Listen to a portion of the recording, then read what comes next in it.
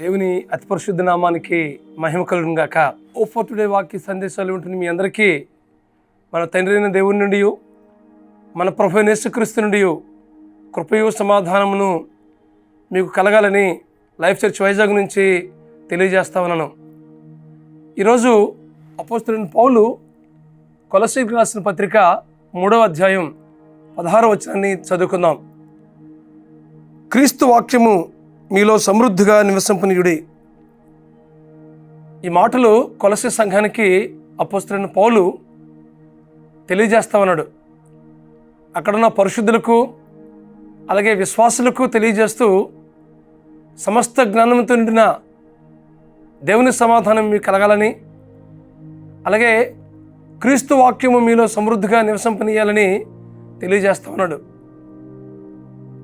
దేవుని వాక్యం మనం హృదయాల్లో నింపబడుతున్నప్పుడు మన జీవితాలు దేవుని నామానికి మహిమకరంగాను, అలాగే దేవుని చిత్తానుసారంగా మనం జీవిస్తూ దేవుని వాక్యం మన హృదయాల్లో నింపబడుతున్నప్పుడు మన జీవితాలు దేవుని వాక్యానుసారంగా, దేవుని చిత్తానుసారంగా మనం జీవిస్తూ ఉంటుంటాం. మన ఆలోచనలు కాకుండా దేవుని ఆలోచనల ప్రకారం మనం నడిపించబడుతూ ఉంటాం.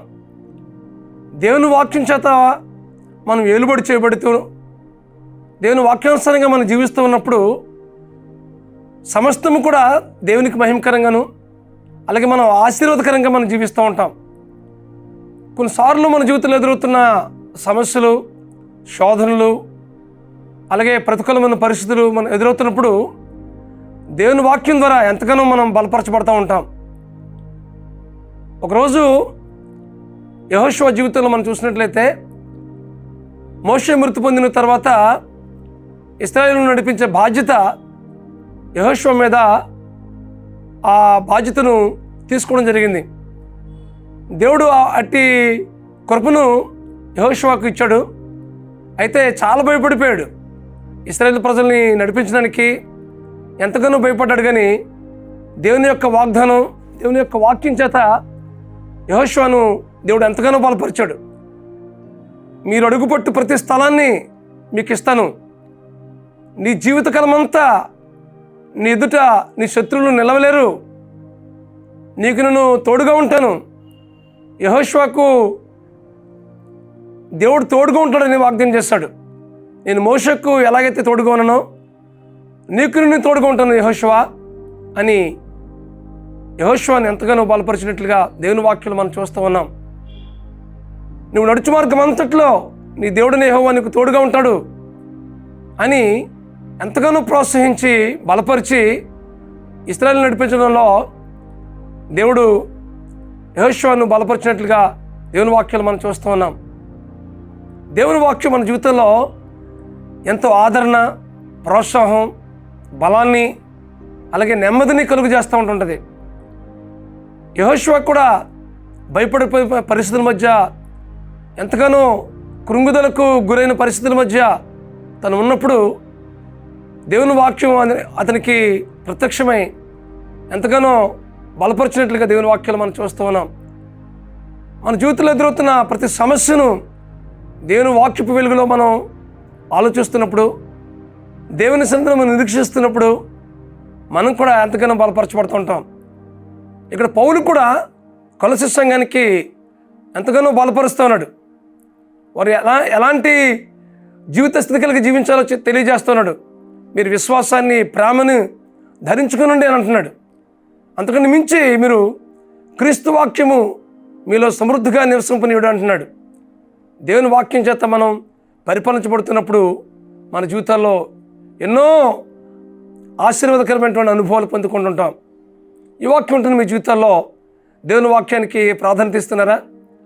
దేవుని వాక్యాన్ని ధ్యానం చేస్తున్నారా? ప్రతిదినం దేవుని వాక్యం చేత నడిపించబడుతున్నారా? మన ఆలోచనలు, మన తలంపులు, మన ప్రవర్తన, మన క్రియలు సమస్తం కూడా వాక్యపు ఏలుబడిలో మనం నడిపించబడాలంటే దేవుని వాక్యం చేత మనం నింపబడుతూ ఉండాలి. క్రీస్తు వాక్యము మీ హృదయాల్లో సమృద్ధిగా నివసింపనీయుడు అంటున్నాడు కదా. కాబట్టి మన హృదయాల్లో దేవుని వాక్యానికి సమృద్ధిగా మనం చోటిచ్చినప్పుడు, దేవుని వాక్యం చేత మనం నడిపించబడుతున్నప్పుడు మనం దీవించబడ్డ మాత్రమే కాదు, కానీ అనేక మందికి దీవెనకరంగా ఉంటాం. మనకు ఎదురవుతున్న ప్రతి సమస్యను, ప్రతి శోధనను ధైర్యంగా ఎదుర్కొంటాం. వాటిని మనం జయం పొందుకుంటాం. కాబట్టి ఈ వాక్యం ఉంటుంది మీ జీవితాల్లో. మరి దేవుని వాక్యాన్ని ప్రతిదినం చదవడానికి తీర్మానం చేసుకుందాం. దేవుని వాక్యం చేత నడిపించబడదాం. అట్టి కృప పరిశుద్ధాత్మ దేవుడు మీకు అనుగ్రహించి నడిపించును గాక. ప్రార్థన చేసుకుందాం. బ్రహ్మస్వరూపుడా, మహాకృపగల మా తండ్రి, క్రీస్తు వాక్యము మీలో సమృద్ధిగా నివసింపనీయుడని కొలస్సీ సంఘానికి పౌలు మాట్లాడినట్లుగానే ఇదేనన్నా మీరు మాతో మాట్లాడుతున్నందుకే మీకు స్తోత్రాలు చెల్లిస్తున్నాం ప్రభువా. మీ వాక్యపు ఏలుబడిలో మేము నడిపించబడడానికి, మా హృదయాల్లో మీ వాక్యంతో నింపబడడానికి, మీ వాక్యం చేత మేము పరిపాలించబడడానికి, మా జీవితాలు మీ వాక్యానుసారంగా మలచబడడానికి నన్ను కృప చూపించి వస్తుందిగా ప్రార్థిస్తున్నాం ప్రభువా. మాకు ఎదురవుతున్న ప్రతి సమస్యను మీ వాక్యం చేత ఎదురెడ్డి పోరాడి తద్వారా మేము జయం పొందుకుని మీ నామానికి మేము తెచ్చేవారంగా చేయమని ప్రార్థిస్తూ మీ కృపగల హస్తానికి అప్పగించుకుంటూ మా ప్రభువును మా రక్షకుడునైనా యేసుక్రీస్తు నామంలో ప్రార్థన చేస్తున్నాం తండ్రి. ఆమేన్, ఆమేన్, ఆమేన్. క్రీస్తు వాక్యము మీలో సమృద్ధిగా నివసింపని వీటిలో పరిశుద్ధాత్మ దేవుడు మీకు సహాయం చేసి నడిపించును గాక. God bless you friends. Have a wonderful day. God bless you.